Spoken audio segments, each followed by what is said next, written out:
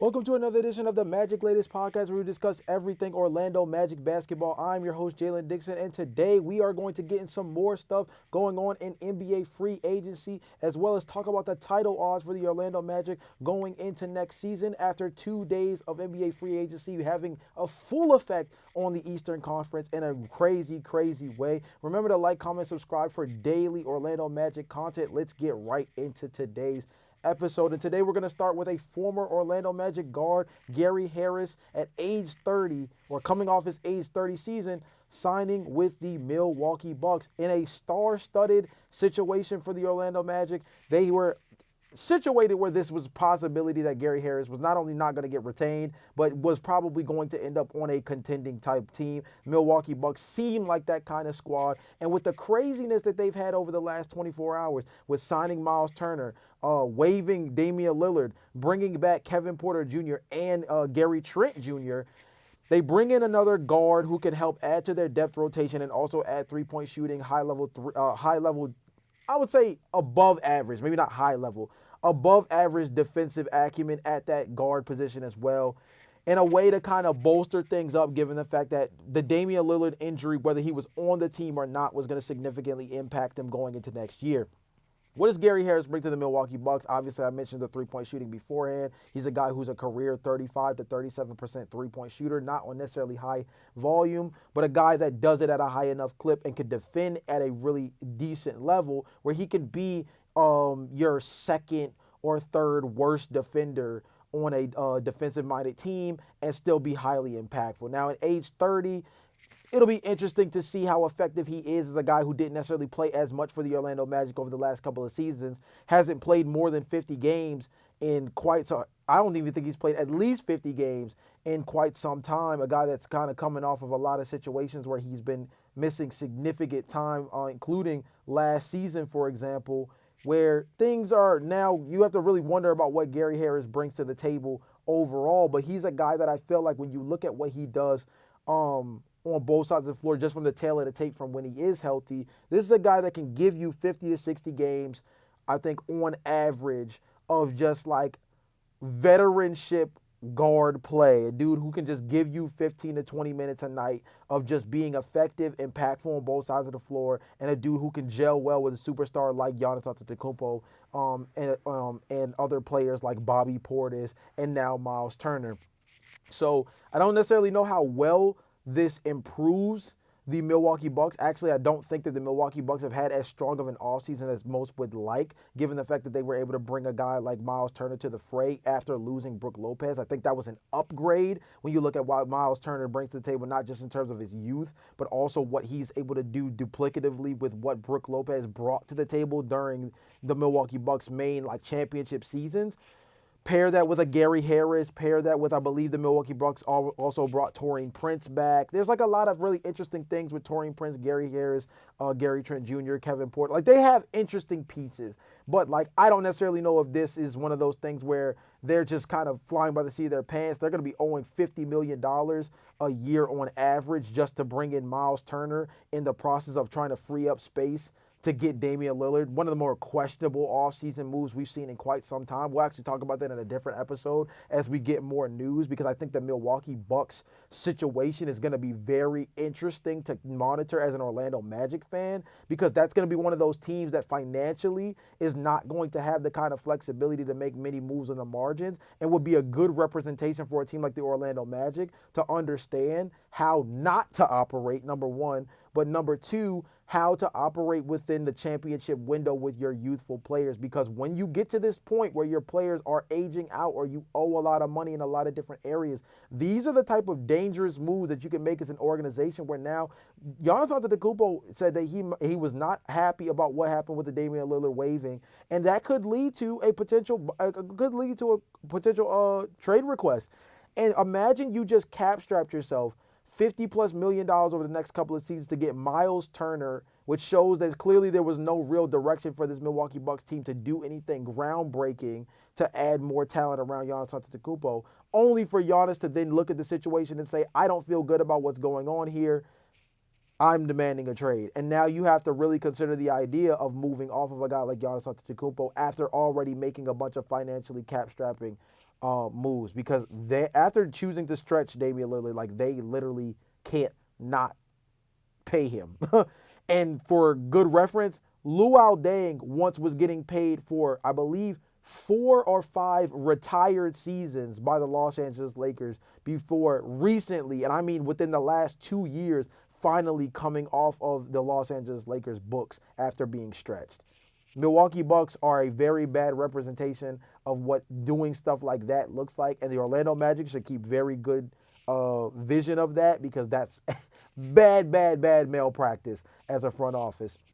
Doesn't have as much to do with Gary Harris, but has a lot to do with the managing of the Eastern Conference, and it also has to do a lot with showing that teams like the Bucks are panicking when they see teams like what Orlando and the Atlanta Hawks are doing this offseason, signing big-time players and getting things done to further identify talent that, is cohesive with what they're trying to build. The Orlando Magic have got teams like the Bucks shaking in their boots. And you know what? They should be, because NBA analysts across the board are kind of committing to the idea of the Orlando Magic being one of these top teams in the Eastern Conference, and the title odds are also reflecting that as well.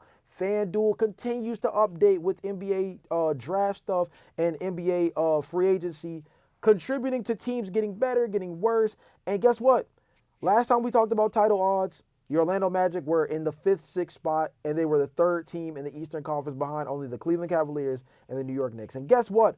After signing Tyus Jones, even with everything that we've seen around the league, including the Denver Nuggets bringing in Cam Johnson, the Dallas Mavericks doing what they've been able to do on the margins, and a handful of other teams improving in some slight ways, the Orlando Magic have stood firm as the 3rd best team in the Eastern Conference with the 6th best title odds going into next season after 2 full days of NBA free agency popping off, and we still have some really significant names on the table that still need a home. So it'll be interesting to keep tabs on this. I'm not going to go too crazy into the title odds right now. I think as we get further into the offseason and we get closer to the actual tip-off of the NBA year, then we'll kind of dive into things like title odds a little bit deeper. But I do think it's interesting that after the first 2 days of free agency, which the Orlando Magic have pretty much solidified themselves, outside of maybe bringing back Mo Wagner, because let's be honest, the likelihood of them waiving him just to be able to allow him to be re-signed on a much more team-friendly contract, very, very high, right? But in terms of free agency moves, the Orlando Magic are likely done. They brought in Desmond Bane. That was their big trade acquisition that they made that also on the margins with their financial situation was probably the best thing they could have done in terms of adding a top-level talent. Then you go out and you get Tyus Jones. Could they potentially still snag a player like DeAndre Ayton? I mentioned that last episode as an interesting spot. They also still have Goga Batadze, Wendell Carter, Jonathan Isaac as potential trade options. I don't necessarily know if they're going to go into the season without those guys. I see a real pathway where those guys start the season on the roster. Goga Batadze might be the one guy I think has the highest likelihood of not being on this team going into next year. But the team is relatively set. And with adding Tyus Jones, they still are at a plus 1,100 going in to next season in terms of the title odds, which puts them still 6th. And I think they are in a really prime position because now they've solidified themselves in a real way with their backcourt being set, their front court stars being who they are, and they're honestly, their center rotation is not bad. Could you get a better athletic, more versatile center than like a Wendell Carter Jr. or a Mo Wagner? Yes. Yes, you could, in theory. But it's going to be very difficult within this center market to do it, given the fact that they're already committing so much financially to 4 other positions on the floor within their starting 5.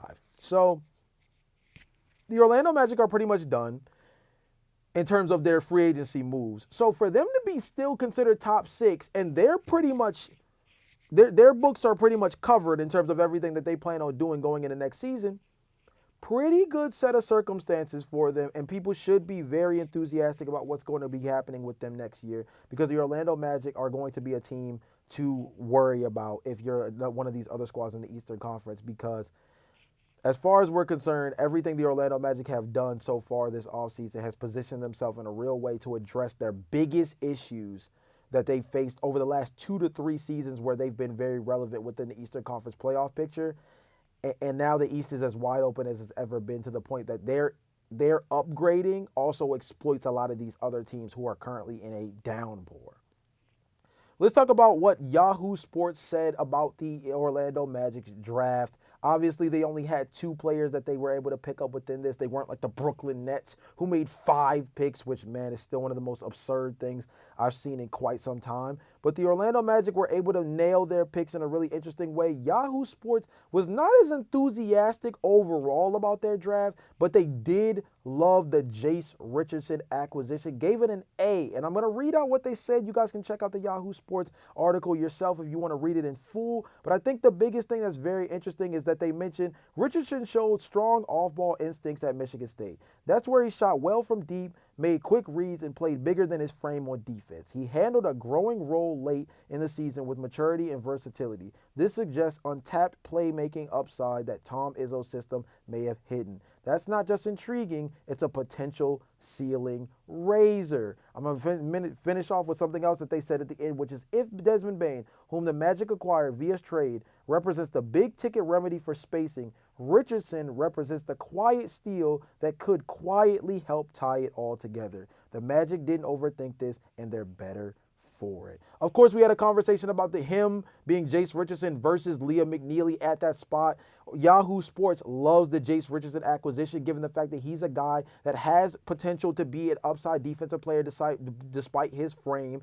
And he's also a player that has high on-ball and off-ball chops, which is very important when playing next to a player like Jalen Suggs, obviously being a three-point floor spacer next to players like Paolo Banchero and Franz Wagner, and the fact that he may not be a defensive liability to the likes of a Damian Lillard or a Trae Young, despite the frame, is a plus for him. I think this is going to be a really good pickup for them. I mentioned it when we first did the breakdown on Jace Richardson. Yahoo Sports loves Jace Richardson as a pickup, given what he addresses for the Orlando Magic, and I personally am very favorable of the decision as well. I think Liam McNeely would have been a very interesting pick. I think Jace Richardson, given the fact that the board fell the way it did, was a very, very solid pick, though. Now, on the other side, though, Yahoo Sports not as enthusiastic about Noah Penda, though. They gave Noah Penda a C, and the way they phrased it is, if Richardson was a value pick with upside and clear fit, Noah Penda feels more like a long view gamble. 6'8" forward from Le Mans in France, Penda brings versatility and maturity beyond his years. He reads the floor well, doesn't force the issue, and defends multiple positions without blinking. We talked about that last episode, that he very much represents a lot of what the Orlando Magic's draft philosophy over the last 4 to 5 years has been, which is defensive playmaking, offensive on-ball creation, and a guy who can guard multiple positions, which gives him versatility up and down the roster. His playmaking from the wing position evokes a veteran's mindset that matters for a Magic team that often gets too stiff in its half-court actions. We discussed that as well in past episodes, of them being too reliant on Paolo Banchero specifically to operate within the half-court, and they became too reliant on his ability to create free throw opportunities and slow the game down, that no other player on their team really creates for themselves in a way that helps them operate efficiently in the half court without playing through Paolo, either through assisting or obviously playing through him as a primary scorer. What saves this pick from criticism is context. The Magic weren't desperate for a high floor contributor. They also don't need Penda to break into the rotation immediately. In the best case scenario, he becomes a versatile low usage connector who fills gaps between stars. In the worst case, he's a stashable bench piece whose impact never fully materializes. This was a swing, but a cautious one. At least it aligns with the team's broader commitment to basketball IQ and defense. Now, in my personal opinion, I feel like a lot of what they said is right. And I feel like one of the biggest things that hurts Penda is the fact that he shot 30% from beyond the arc when he played overseas last year, which I think is super important given the fact that him being a non-shooter in the very beginning is something that kind of scares you, because you don't need any more non-reliable jump shooters for this team. But he's a dude that I feel like he has the upside of being a dude with on-ball chops enough to be a strong enough decision maker that maybe this is a name that a lot of people don't like, obviously within the context of the last few years, but I think could be a really interesting dude for this team given what he brings to the table. I think Noah Penda could be a budget version of what Ben Simmons is at his higher level. Now, is he an all-star, all-NBA caliber defender to the likes of what Ben Simmons was back in Philly? No, I don't think he's that. But I think the skill set, the tools, and I think he has a lot more on-ball creation than Ben Simmons had, by the way. I think that he can give you a lot of the theory of what Ben Simmons, even post Philadelphia, can give you as an on-ball creator, a downhill driver, and a dude who just makes really, really good decisions with the ball in his hands, on top of being a guy who can make really strong reads defensively to create offense in transition by poking the ball out, playing passing lanes at a high level, right? 6'8" with on-ball point guard chops is just something that I think is a new meta in a league where, let's be honest, the position is growing where the versatility around it could be, yes, you can have the smaller guard that stretches the floor, but you can also have the jumbo wing guard that is able to do a lot more with the ball in his hands while also being able to operate out of the post, make passes off the wing, and make just like really, really strong reads. I think Noah Penda has the chance at the bottom level of where he is. We're talking about his floor, right? The floor of him is still a Ben Simmons kind of player, which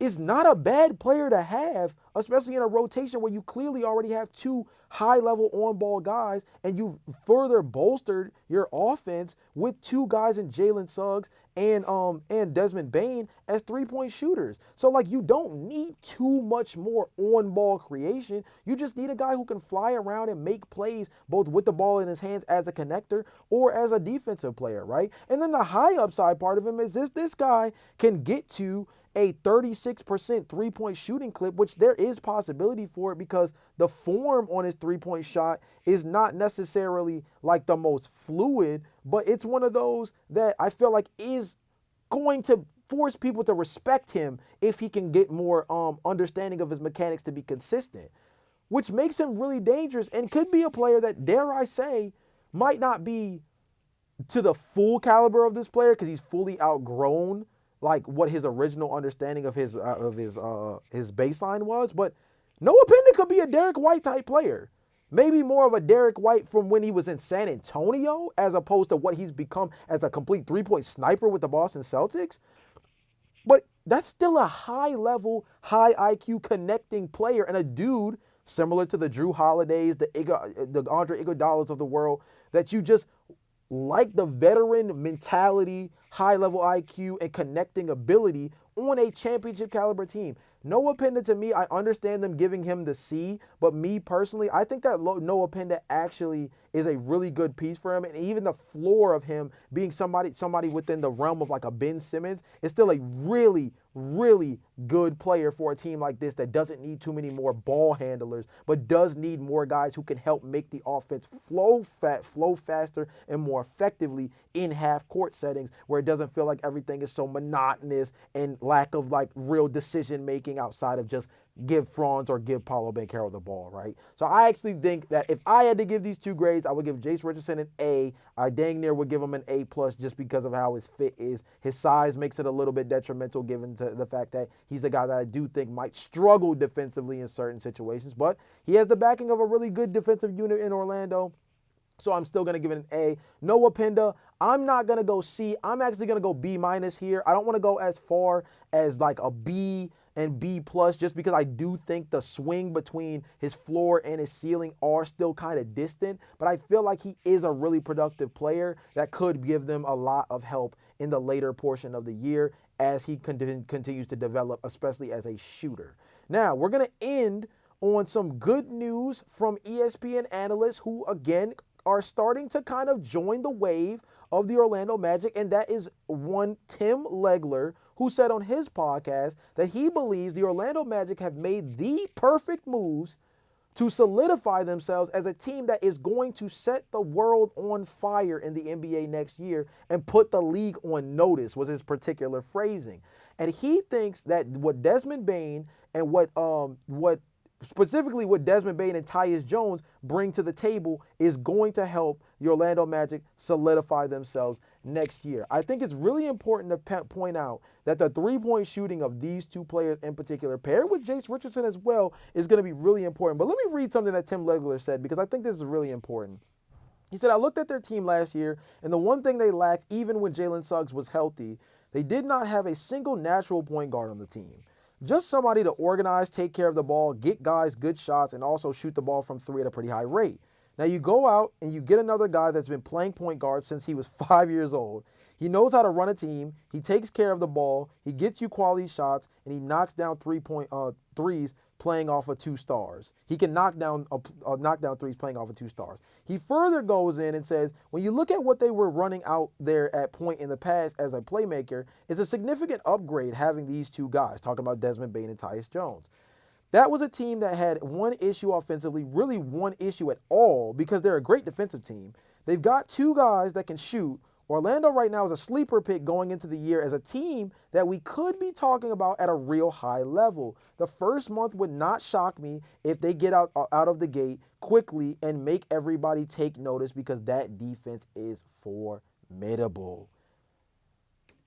Tim Legler is on the hype train for the hype of Tim Legler is on the hype train for the Orlando Magic, and I think that it's well deserved. You guys heard what he had to say. He feels that they addressed their guard position in a real way. And again, I thought Tyus Jones was probably the best free agent acquisition they could have possibly made, given the fact that they only had the full taxpayer mid-level to really go out and do any real damage in this free agency class. And I thought that what he brings to the table, not only as a veteran point guard, but as a guy that can add three-point spacing to this team, just fits really perfectly with what they're trying to do. Will not be a defensive liability, given the fact that he'll have 4 other real defenders around him. So him being one of the worst defenders on this team is actually not as much of a liability as maybe on other squads. And he's a dude who can come in and start for you in situations where Desmond Bane or Jalen Suggs are out due to injury or rest, and keep the ship afloat.